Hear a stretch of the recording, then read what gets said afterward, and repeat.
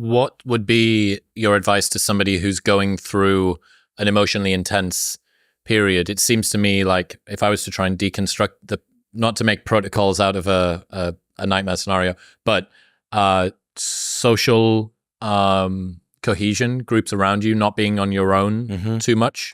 Yeah, and if I'm blessed to have a huge network, but I'll say this.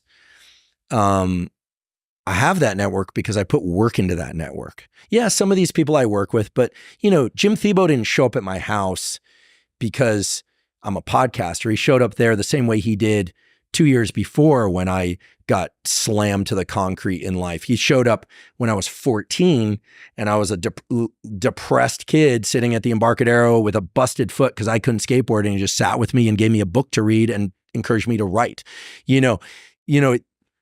I took what Jim did for me and did it for other people. So I like to think perhaps it was God kind of returning the energy, returning the favor. You build your support system in good times. And when they're down, you support them. And you don't do it because you might hit bad times. You will hit bad times. And that's one reason to do it. You just do it. And so there's that. So if you're up, build your support network. Doesn't have to be huge, but make it strong. Make it strong by doing the right things, setting examples. And, if it's medium, fine. If it's huge, fine. I definitely use tools, right? The physiological side works to limit stress. Get sleep. I didn't rely on pharmacology to get sleep. I know some people need to. I just didn't want to go that route. Once, months earlier, I took it was prescribed to me. I took a half Xanax to try and sleep, and the sleep I got felt like crap. I woke up and I was like, I'm not doing that again. I use breathing tools. I use NSDR. I use some supplementation to sleep. But sleep is key. You win by sleeping. That was one of our mottos during that time and all times. When we're out on the road doing lives, it's like we're going from one city to the next, and we're podcasting and we're doing AMAs and we're busy and we're talking all day and go. Like we're sleeping and we don't drink and we're serious. We're like professional athletes, right? So there's that. Training, hot, cold? Definitely did some hot, cold. In really stressful times, I'll pare back on training a bit. I train as preparation. So for me, lifting 3 times a week, I love training. Yeah, I do my legs, I do my torso, I do my arms and calves and neck. Okay, sure. I do my long run, I do my medium run, I do my sprint day, I do the cold and heat. But I do that not as a means, I do that in part as a means to an end, so that when it's time to sprint for the airplane, when it's time to take a week and just lean all your physical and mental energy into a crisis, you can do that. And then I go back to training.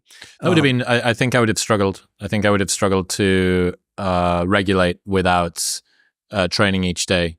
Listen, taking a walk, getting a good shower, getting your hair cut, these things make a difference. The other thing is I learned to be able to call on people, to pick up the phone, and say, hey, listen, like I'm spinning here. I can't make sense of this strategy or that strategy. What do you think? And then writing down what that person said, taking a few things, and then just going inward, right? There is this tendency, especially with text, to constantly be, increasing the size of your committee. I'll say this was interesting. Some people came to me immediately and said, you should do blank. And I was like, really? And they're like, absolutely, do blank.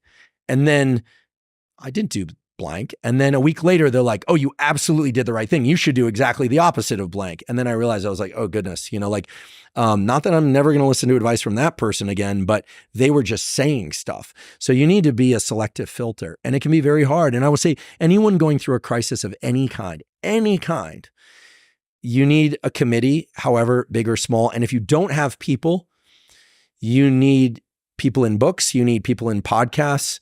And, I'm not a recruiter, but you might give prayer a try, because there's real peace at the center there. And from that peace, you can see the right decision.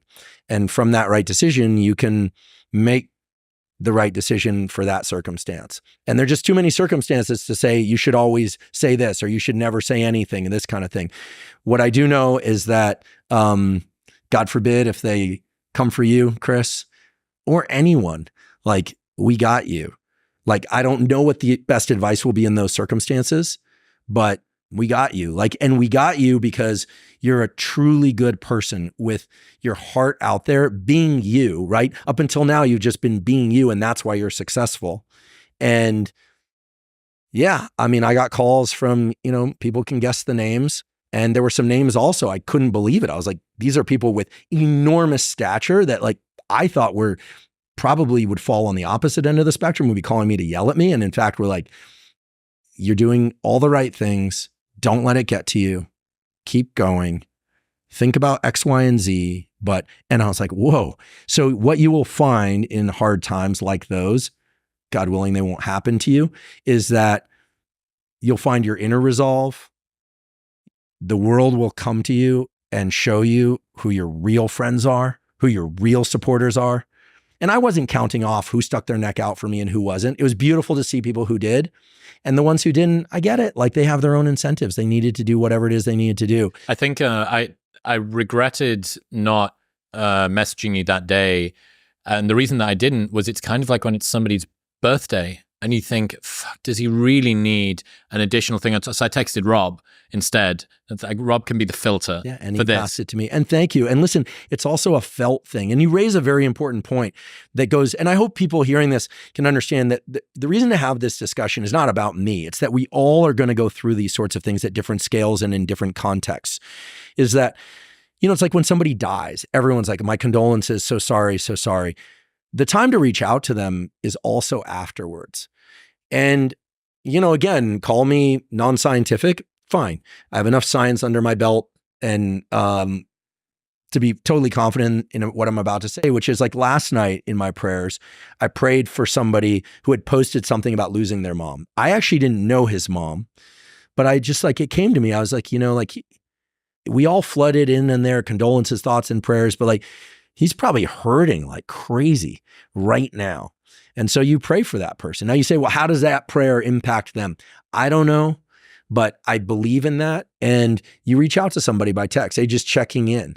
And this is the beauty of what you do. And it's the beauty of what podcasters do in general, which is you're creating things in perpetuity. The AI is going to be trained on these conversations. Your great grandchildren will be able to glean knowledge from things that you've shared. And I think that putting that out into the world in a way that other people can benefit from is nothing short of spectacular. When I was a junior professor, I'd listen to the Tim Ferriss podcast. At that time, it was just that. And I remember thinking this podcast is like my friend in a city where I don't know anyone. Now I'm fortunate to call Tim a friend, right? I could actually call on Tim, but I think that the loneliness and isolation that people feel, especially people that are striving and don't have a big network, can sometimes feel so overwhelming. But I was that guy. I was that kid who didn't have anyone to call, or I was confused about something that was happening, and I didn't have the network of people to call. You build that over time, but podcasts and what people being themselves out there in the world, mainly podcasts, it's like, I really care. I hope that if bullet bust or cancer takes me out tomorrow, that some of the things that I've shared, hopefully many of the things that I've shared, could help people now and going forward. That's a real thing. It's not about selling us an advertisement or a supplement. That's incidental. It's about the material. So I'm kind of spooling now, but within me, I feel immense gratitude. I wouldn't change the experience of the last year for anything. I don't want to experience it, for its own sake, but what it brought me was huge gifts. And yeah, it grew us like crazy, but shit, I mean, if I could have done it a different way, I would, but God served up this meal just the way he did, For the last 3 years now, I have started my morning every single day with Element. It is a tasty electrolyte drink mix with everything that you need and nothing that you don't. Each grab-and-go stick pack contains a science-backed electrolyte ratio of sodium, potassium, and magnesium with no sugar, no coloring, no artificial ingredients, or any other junk. Sodium plays a critical role in reducing muscle cramps and fatigue while optimizing brain health, regulating appetite, and curbing cravings. That's why it's relied on by Olympic athletes and FBI sniper teams and Andrew Huberman and Lex Friedman and Dr. Mike Israetel, of all people, and millions more. Best of all, there is a no questions asked refund policy with an unlimited duration, so you can buy it for as long as you want. Try it all, and if you do not like it for any reason, they'll give you your money back, and you don't even need to return the box. That's how confident they are that you'll love it. Right now, you can get a free sample pack of all 8 flavors with your first box by going to the link in the description below or heading to drinklmnt.com/modernwisdom. That's drinklmnt.com/modernwisdom. Thank you very much for tuning in. If you enjoyed that clip, you will love the full-length episode with Dr. Huberman right there.